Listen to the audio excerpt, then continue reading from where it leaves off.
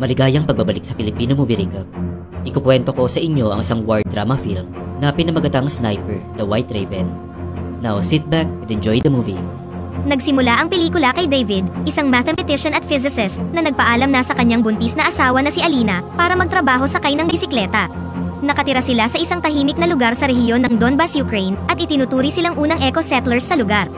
Ipinarada ni David ang kanyang bisikleta at pumunta na sa paaralang kanyang tinuturuan. Sa loob, nakita niya sa balita na pinatay ng mga special force ang 100 nagprotesta sa Kyiv, Ukraine. Kanya ding nalaman na lumipad na papuntang Russia ang kanilang presidente dahil malapit ng lusubin ng Russia ang kanilang bansa. Habang nagtuturo ng physics, ginawa ni David ang kanyang makakaya upang ibahagi ang kanyang kaalaman para matuto ang kanyang mga estudyante. Samantala, isang estudyante na nagngangalang Ivan ang hindi nagpapakita ng interes sa pag-aaral. Sa halip, patuloy niyang ginagalit si David kapag meron siyang pagkakataon. Nang matapos ang klase, nilapitan ni Ivan ang guro at sinabihan siyang umalis dahil estranghero lamang siya dito. Kinabukasan, habang nagbibisikleta papuntang trabaho, nakita ni David ang mga armadong kalalakihan malapit sa kanilang lupain. Hindi niya ito pinansin at dumiretso na sa kanyang trabaho. Gaya ng dati, ipinarada niya ang bisikleta at pumasok na sa loob ng paaralan. Laking gulat niya nang wala siyang nakitang tao sa lugar at siya lamang ang gurong naroon. Nakita niya sa balita ang nagaganap na kaguluhan sa bayan, ngayong patuloy nang sinasakop ng Russian forces ang mga karatig na lugar. Agad niyang kinuha ang kanyang bisikleta at umuwi na sa kanyang bahay. Mag-isa lamang ang kanyang asawa at bumagabag sa kanyang isipan ang mga armadong kalalakihan na nakita niya kanina. Sa di kalayuan, nakita niyang binubugbog ang kanyang asawa. Lumapit siya upang tumulong, ngunit pinukpok siya ng baril sa mukha. Nakiusap si David na wag saktan ang kanyang asawa dahil buntis siya, ngunit tumanggi silang makinig. Isang Russian soldier ang pumasok sa loob at sinunog ang kanilang bahay. Nang papaalis na ang dalawang Russian, kumuha ng bato si Alina para gumanti, ngunit binaril siya ng mga sundalo at namatay sa harap ni David. Makalipas ang ilang sandali, 2 miyembro ng Ukrainian militia ang tumulong kay David na maghukay ng libingan para sa kanyang asawa, habang si David naman ay bumalik sa loob ng nasunog na bahay at kinuha ang wooden crucifix na ginawa ng kanyang asawa para sa kanya. Inilibing ni David ang kanyang asawa na puno ng kalungkutan at nagpa siya ng sumama sa kampo ng Ukrainian ngunit hindi alam ang sunod niyang gagawin. Walang tiwala ang pinuno sa kanya at inisip na isa lamang espiya si David. Ipinahayag ni David ang intensyon niyang sumali sa hukbo at gusto niya lang paalisin ang mga Russian sa kanilang bansa. Binigyan siya ng pagkakataong magsanay kasama nila, ngunit bilang isang pasipista, kakaunti lamang ang kanyang kaalaman tungkol sa mga baril kaya't nahihirapan siya sa training. Ipinakita sa kanya ng isang babae kung paano i-disassemble at mag-assemble ng baril. At dahil dito, determinado siyang matuto.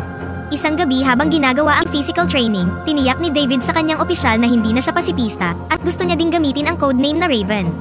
Bago at mahirap ang ginagawang pagsasanay, ngunit desidido siyang matutunan ang lahat ng skills upang makapaghiganti. Pinaalam sa mga trainees na kakaunti lamang ang kanilang sniper at nang tanungin kung sino ang gustong mag-volunteer, kakaunti lamang ang nagpakita ng interes.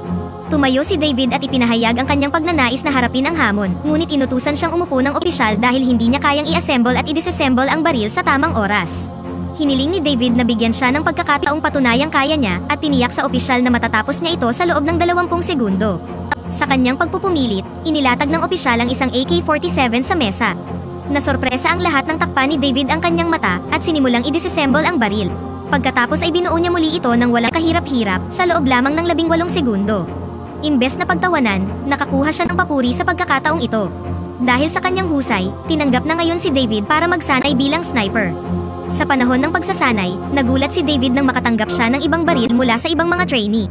Tumanggi siyang umalis dahil hindi ito patas at hiniling na bigyan din siya ng kaparehong semi-automatic rifle kagaya ng sa iba. Hindi siya pinayagan ng aroganteng opisyal, kaya wala nang ibang choice si David kundi tanggapin ang meron siya. Ang mga trainee ay sinabihang manatiling invisible sa anumang kalagayan at bahagi ng pagsubok ang pagbaril ng trainer sa paligid nila. Sila'y babagsak kung magre-react sila at karamihan sa mga trainee ay bumagsak sa pagsusulit. Hindi man lang gumalaw si David sa kabila ng malakas na ingay at kaakibat na panganib sa pagsasanay na ito. Nang ang pagsasanay ay nakatuon na sa computation, dito na pumasok ang kanyang pagiging mathematician.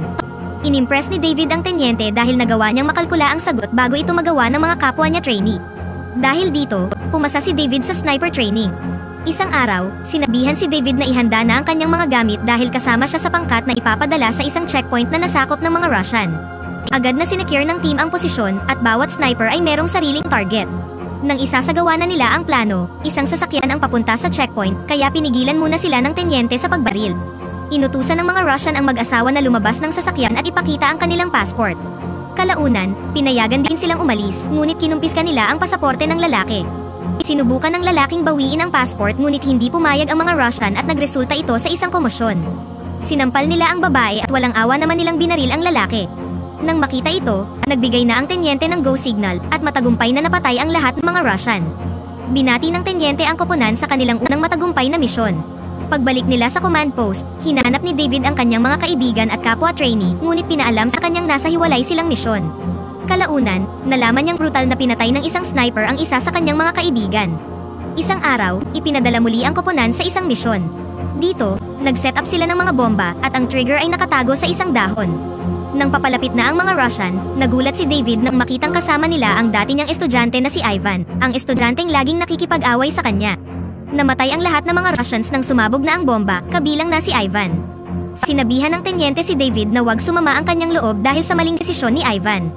Habang nagpapahinga, kinuha ng tenyente ang larawan ng kanyang pamilya at tinanong ni David kung maaari niya itong tingnan. Sinabi ng opisyal na hindi alam ng kanyang dalawang anak kung ano ang uri ng kanyang trabaho. May kasunduan sila ng kanyang asawa na wag itong sabihin sa mga bata at ang alam lang nila ay nasa business trip lang siya. Nakita ng tenyente ang crucifix na dala-dala ni David at tinanong kung agimat niya ba ito. Sumagot si David na sumisimbolo ito ng kanyang pamilya at pinapaalala nito ang kanyang misyon. Sa sumunod na araw, sinecure ng Ukrainian forces ang border habang pumunta na sa posisyon ang mga sniper dahil kaunting oras na lang at dadaan na ang puwersa ng mga Russian. Samantala, naghahanda na ang mga Russian na lusubin ang rehiyon.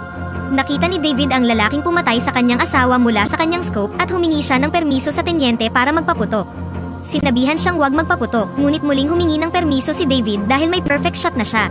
Sa puntong ito, masyado siyang sabik na makapaghiganti at hindi niya hahayaang palampasin ang pagkakataong ito.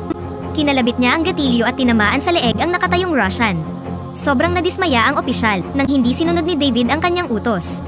Ang hindi nila alam, isang Russian elite sniper na nagngangalang Seri ang nasa posisyon din upang hanapin ang kanilang lokasyon. Nakita ng tenyente si Seri at sinabi kay David kung nasaan ang sniper, ngunit masyadong mabilis mag-react ang Russian. Napatay ang opisyal at na-realize ni David na nakompormiso na ang kanilang lokasyon. Inilagay ni David ang bangkay ng tenyente sa kanyang likod at dahan-dahang gumapang palayo sa mga Russian. Nakahanap siya ng hukay at tinakpan ito para makaligtas sa mga putok ng bala. Sa kabutihang palad, nagawang mabuhay ni David, ngunit hindi sinwerte ang tenyente. Nakaramdam siya ng matinding pagsisisi sa pagkamatay ng opisyal na palaging naniniwala sa kanya at nagbigay sa kanya ng pagkakataong maglingkod. Ang tanging paraan upang maipaghiganti ang kanyang pagkamatay ay mahanap ang sniper na pumatay sa tenyente.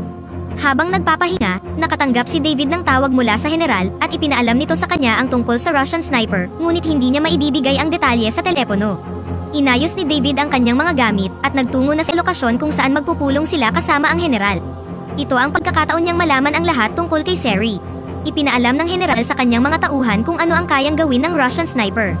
Napatay niya ang 5 sa kanilang mga sniper at 3 pang machine gunner. Dahil sa kanyang husay, dapat siyang isaalang-alang. May ideya sila kung saan ang paborito niyang posisyon base sa mga ginawa niyang pagpatay at hindi rin siya nagbabago ng lokasyon. Iminungkahi ng isang sundalo na palibutan ng bomba ang lugar, ngunit tumutol ang opisyal sa kanyang ideya. Ipinaliwanag ni David na imbakan ng chlorine ang lugar na pinagtataguan ng sniper at ang paggamit ng mga pampasabog ay maaaring magdulot ng mga environmental issue. Ibinigay ng general sa lahat ng sniper ang kanilang mga gagawin. Nilinaw ng opisyal na sa sandaling mapatay nila ang mga secondary target, gusto niyang umakyat si David sa gusali at patayin ang Russian sniper. Sa sumunod na eksena, nasa posisyon na ang lahat ng mga sniper para umatake. Kinumpirma ni David na nasa posisyon na siya matapos gumapang patungo sa target na lugar. Nagawa niyang makapunta sa likod ng 2 Russian at agad na pinatay ang 2. Ang isa sa mga ito ay ang parehong sundalong pumunta sa kanyang bahay. Nilock ng ibang sniper ang kanilang mga subject at naghintay ng go signal. Pagkatapos ng countdown, nagawa nilang sabay-sabay na ubusin ang mga target. Samantala, napansin ni Seri na hindi na nagre-report ang kanyang mga lookout kaya umalis siya sa kanyang pwesto para tingnan kung anong nangyayari sa labas. Isa pang Russian sniper ang umalis sa kanyang pwesto upang mag-imbestiga dahil tila may issue sa kanilang komunikasyon. Ang hindi nila alam ay papalapit na si David at naghihintay na lang ng perpektong sandali upang patayin silang 2. Sinuri ni Seri ang isa sa mga nasa labas na sniper at mukhang nasa posisyon pa rin ito. Nagulat si Seri nang malamang patay na ang sniper kaya agad siyang humingi ng backup.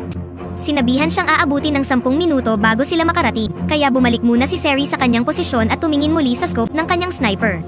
Napansin niya ang isang wooden crucifix malapit sa kanya, ngunit bago pa siya makakilos, tumalon si David sa kanyang likuran at sinaksak siya sa leeg. Pagkatapos nito, bumalik na din sa kanyang post ang isa pang sniper, at nang magawa niya ito, isang granada ang pinasabog at napatay din siya. Hindi nagtagal, dumating na ang backup na inaasahan ni Seri at isang opisyal mula sa Russia ang tumawag kay Seri sa radyo.